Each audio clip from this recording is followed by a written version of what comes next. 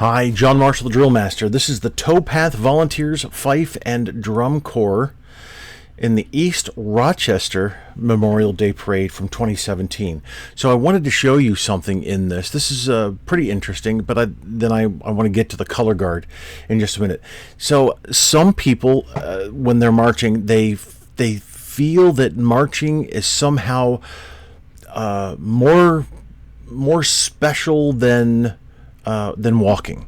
Now, marching is merely walking at attention. That's it. There's nothing else that really needs to happen. You stand at attention, and sure, there are all kinds of things that I could use to describe marching, but we're just talking about walking straight ahead at attention. That's it. So here we have. I don't know what these gentlemen represent, kind of a reenactment type of thing. I appreciate their presence in the parade. It lends realism to this, and I like the reenactment type stuff. That's kind of cool. I don't really want to get involved in it, but I appreciate those who do. So look at, yep, you can see. So let me go bigger with this. There we go. All right, so look at his feet as opposed to his feet. And then there's another gentleman coming up who's also in the same type of uniform here. Watch as they're marching forward.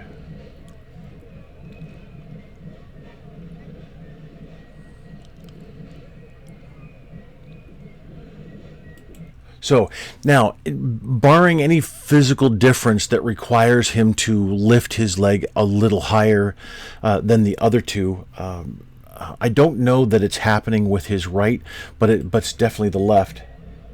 Now it looks like it's just the left. So it could be something that I'm completely not aware of, and frankly, it's none of my business. However, I just wanted to tell you that some people march like that. They think that all of a sudden marching requires something more than just merely walking at attention. That's my whole point. Now, I'm not trying to pick on this gentleman at all. I'm just making an observation here. So I call it marching over invisible logs, or stepping over invisible logs.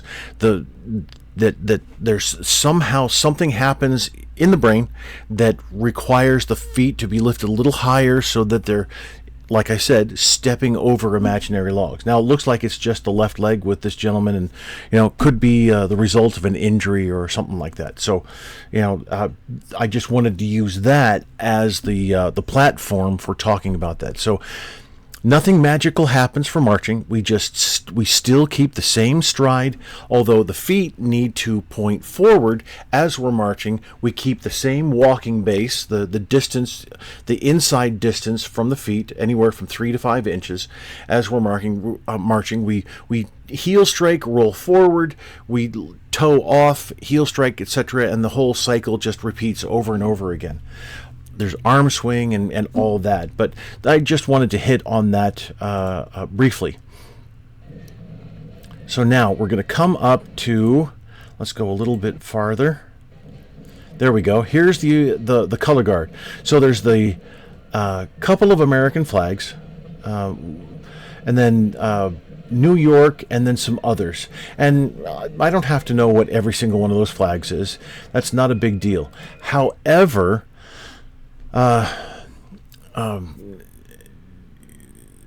color guard, you're not holding the flagstaff as you would or as they would have long ago, a couple hundred years ago, the founding of our nation.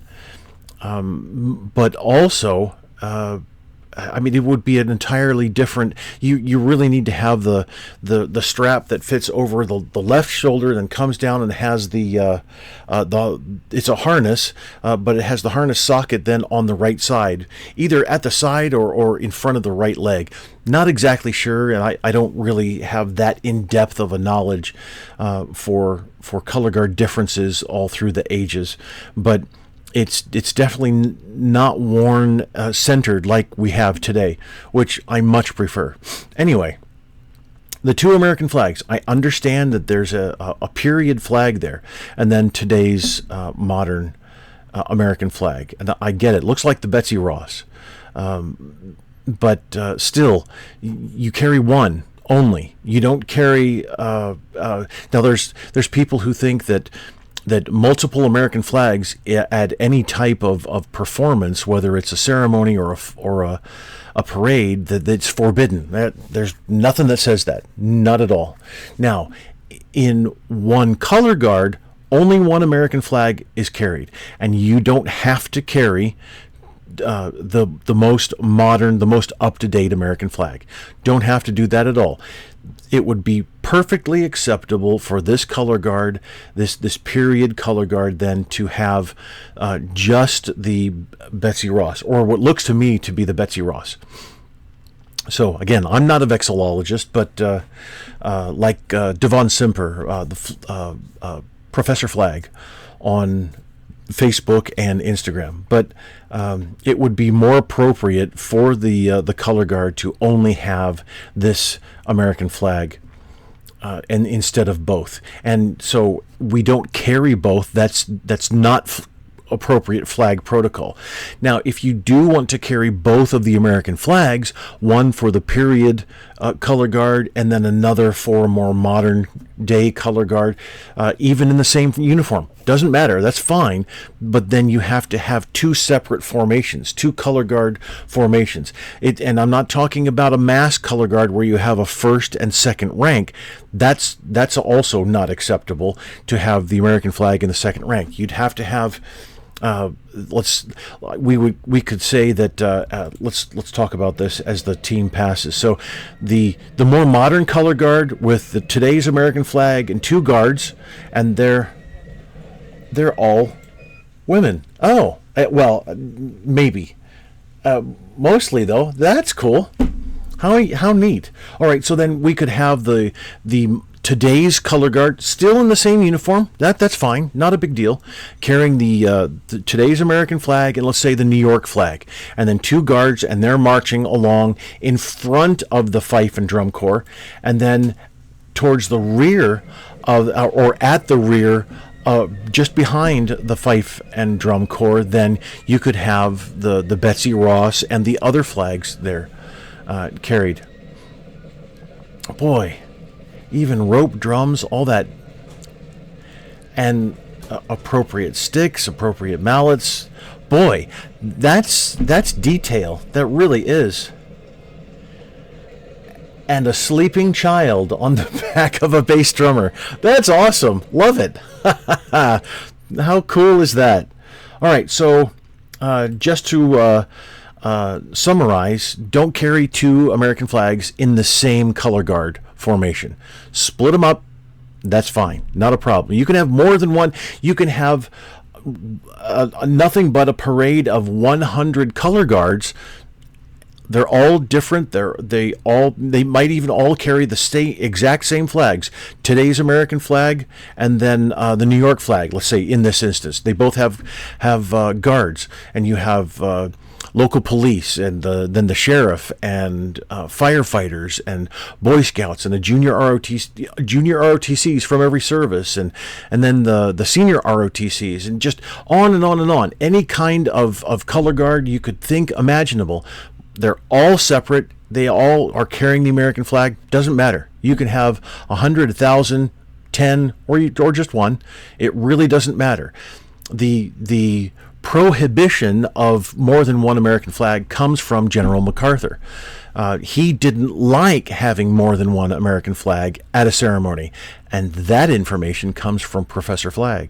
So it's not a thing to just have one American flag. You know, it's everything else is forbidden. Not at all.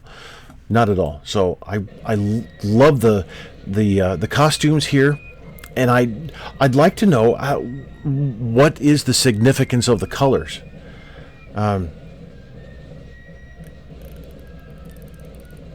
It just looks really cool, and I really appreciate that kids are involved as well.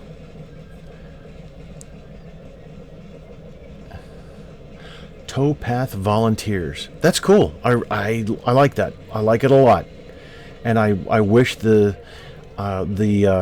the color guard and the fife and drum corps, all the best. I'm all for that.